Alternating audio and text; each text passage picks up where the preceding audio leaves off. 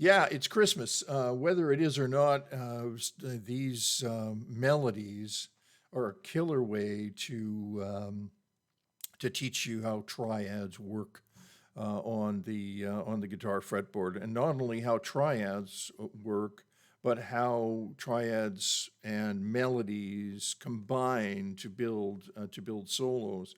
And at the same time, it's great for your ear as well because it teaches you where the chord changes happen, and puts the chord changes and the melody and the fretboard all together in this really wonderful plural exercise that is so much better than just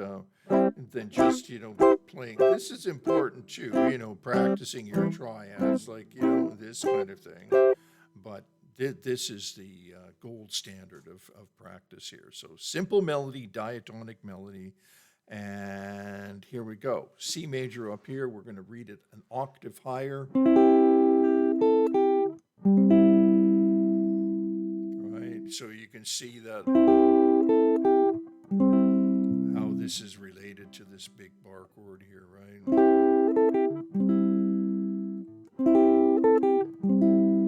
And then we have G7 related to this chord, see?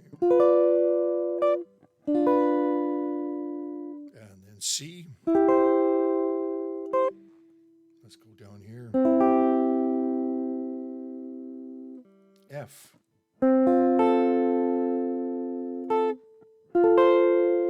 Passing note. C. C. F. Passing note. F. And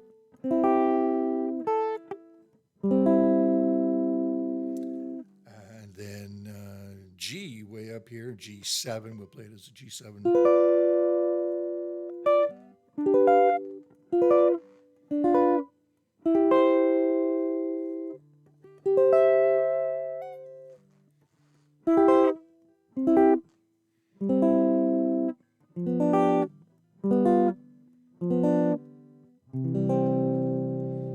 Okay, we're just going to break that down a little bit more. So we started with the C major here, looking at it this way.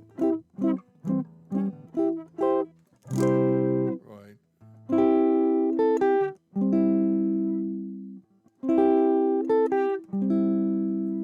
The G7.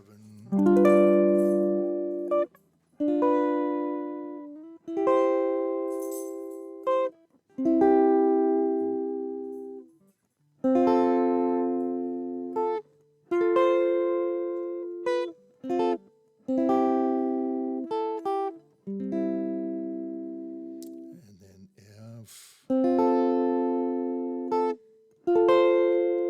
Passing note.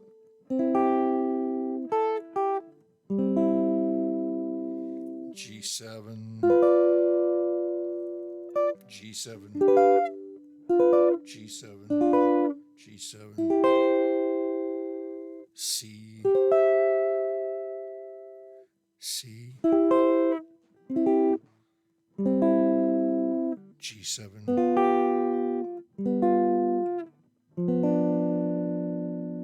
And then C.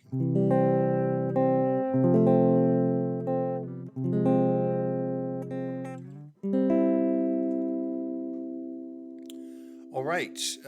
So as you can see, it's a little bit of a triadic workout, right? When you have to keep that melody up on top, it's a lot different, than playing rhythm. I don't care where you're playing rhythm on the fretboard, right?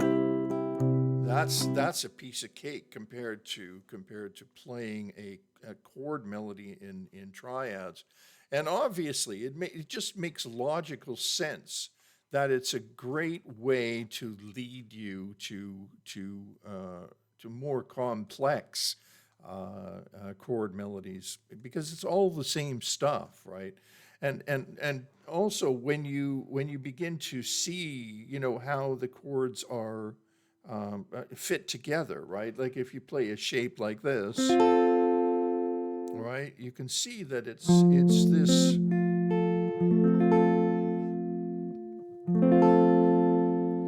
F chord. If you play this, I can see that it's, you know, comes out of this C chord here, right?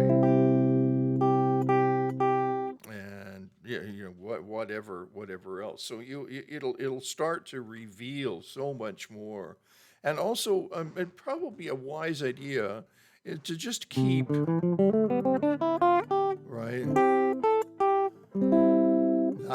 that templates of the scale underneath your fingers all the time, right? The of the diatonic C major scale, which this melody comes out of. Okay, that is a solo example, a use of triads using a simple diatonic melody. You should probably do 100 of these to really get a grip on it. In another video, we looked at doing the same thing in the lower octave down in open position.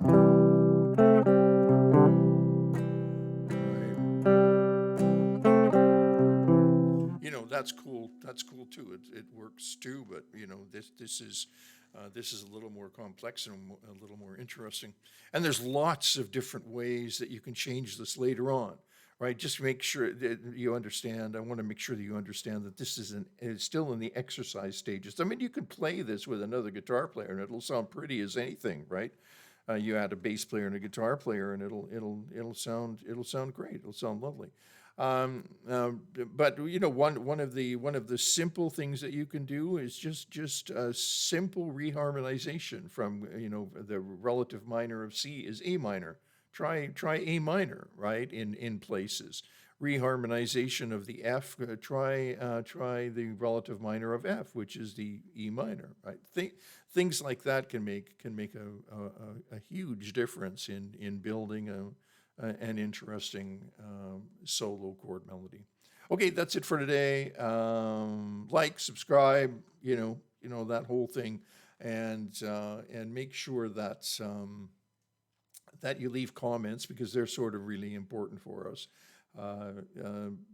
You know, right now, I obviously I'm just looking at a camera, right? I don't see human beings. I mean, I've taught for a bazillion years, and I'm really used to seeing humans, you know, and listening to them play and stuff. And I hope you've got your guitar in your lap when you're you know, this is not just entertainment. I'm actually trying to teach you something. Okay, so that's it for today. Hope to see you again real soon, and thanks for dropping by.